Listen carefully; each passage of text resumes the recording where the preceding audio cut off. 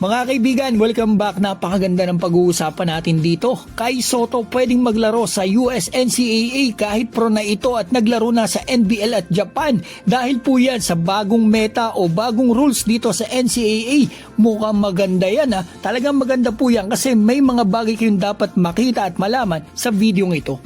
Sigurado po ako mga kaibigan, may nakita na po kayo na post sa social media about sa isang player na na-draft dito nga sa NBA na maglalaro na nga daw po dito sa US NCAA.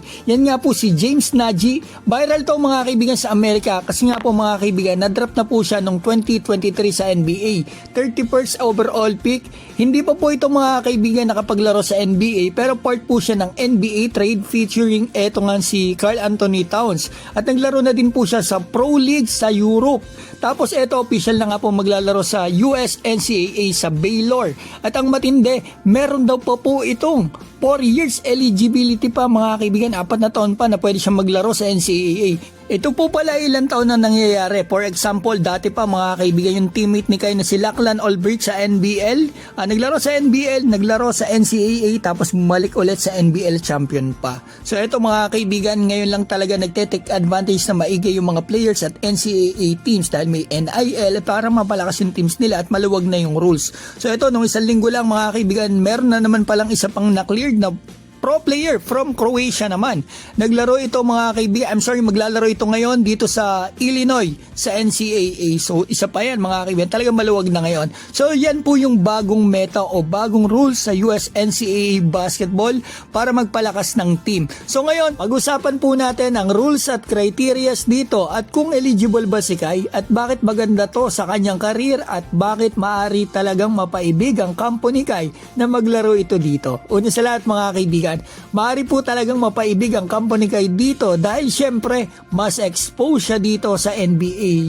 Yan pati yung kanyang goal. At posibleng mas malaki pa po ang kitain ni Kai dito dahil nga po sa NIL deal sa NCAA. Kung $600,000 ang sahod ni Kai sa Japan, dito maaari talagang umabot ng 1 million o higit pa.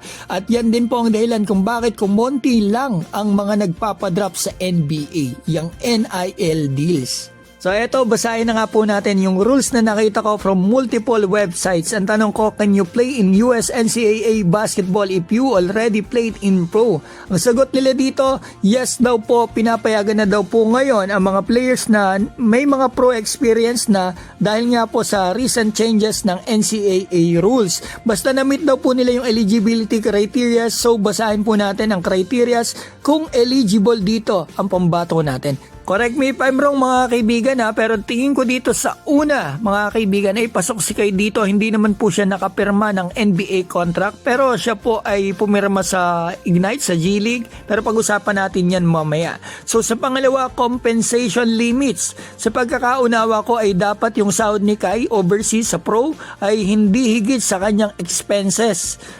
May nakalagay pa dito na more flexible sa NIL era. Tingin ko madali lang yan mga kaibigan na lusutan ni Kai kung gugustuhin nila. So yung number 3 sa criterias, madali lang to mga kaibigan, pati na yung mga sumunod, yung last 3. So ang concern na lang talaga mga kaibigan ay pumirma si Kai sa G League Ignite. Pero hindi naman po siya natuloy o nakalaro man lang kahit isang beses nang dahil sa COVID. Kaya possible pa rin talaga siyang makalaro dito. May kasabihan nga mga kaibigan na kapag gusto talaga may paraan, lalo't yung team mismo na kukuha sa kanya ang gagawa ng paraan. Like yung dating mga nag-offer sa kanya sa NCAA. Tandaan nyo, yung Kentucky, Auburn, Georgia Tech, USC, Georgia, and Boston. At doon sa nagsasabi na may edad na si Kai sa NCAA, Diyos ko mga kaibigan, may mga naglalaro po ngayon halos 30 na. Ito ang isa mga kaibigan, Ramel Betea ng Phoenix, 29 years old na po. At napakadami pang mga naglalaro ngayon, 26 to 28 years old na. Ito si Kai mga kaibigan, kahit mag 1 year lang siya dito sa NCAA exposure, ta Summer League, sana talaga. Pero kahit saan pa man maglaro talaga si Kai, supportado ko siya. Pero kung maisipan nila na pasukin ngayon ang NCAA dahil maluwag na ang rules, masasabi kong very good idea kasi pro na siya ngayon, unlike nung bata pa si Kai mga kaibigan, kasi mas madedevelop talaga siya sa NBL. Good decision yun. Maganda ang plano sa kanya. Sinira lang talaga ng 36ers, hindi tumupad sa pangako at playing time. So yan mga kaibigan, ang video po natin. Alam ko po napakadami niyong gustong sabihin. Maganda, maaari niyo pong i-comment dyan sa baba. At sana i-like niyo rin po yung video ko. At the same time, mag-subscribe po kayo sa akin. At sana dito sa papasok po na 2026 ay mas marami pong blessings ang pumasok sa inyo. Maraming salamat sa inyo mga kaibigan. Mabuhay po kayo.